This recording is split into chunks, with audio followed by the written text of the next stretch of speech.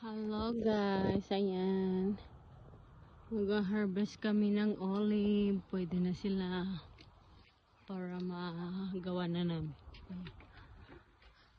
Olive harvest. Ayan, harvest na kami.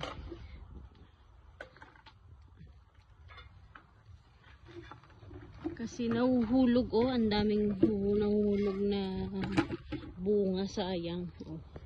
Ayan olives. Dami This year na madami siyang bunga. Not like last year. Konti lang ang ayan. Kailangan ganyan siya. Kababa.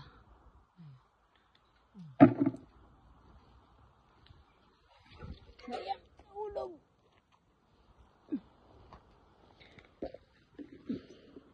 Ayan. Olive. Iba talaga kung may mga olive tree ka rin.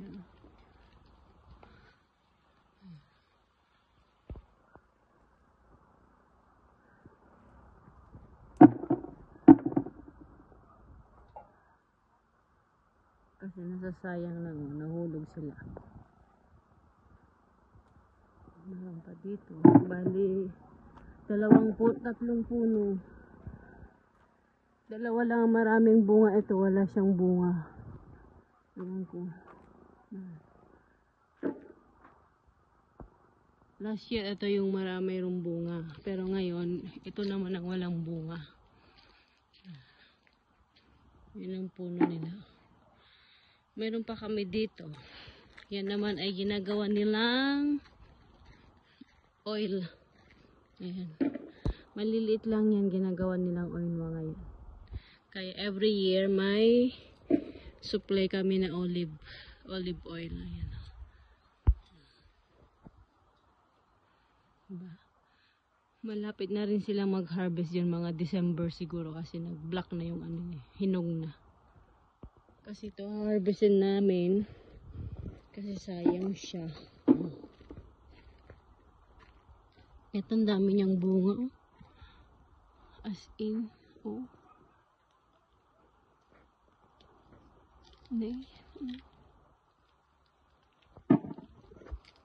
mga hinog lang kukunin mo. Kasi sayang nahuhulog siya.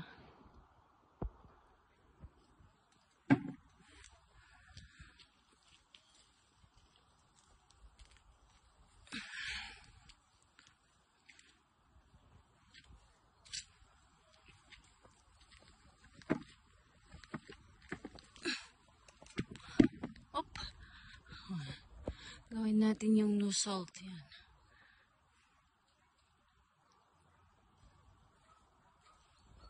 Dapat garapon nga bakal? Kakta tayo jikon ang nagyan ang jiriganin.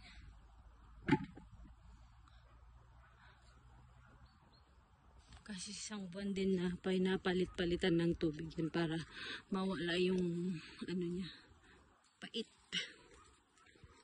Ayan mga hinog lang hina-harvest namin.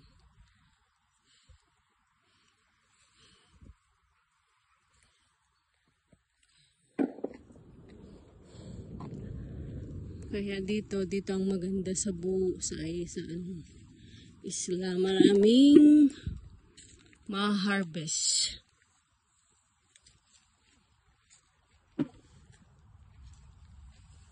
Mahal kaya sa market to. Yan long bye guys, harvest muna kami. Hindi ko na patatagalin. Update ko na lang kayo mamaya pag naka-harvest na kami. Ayan.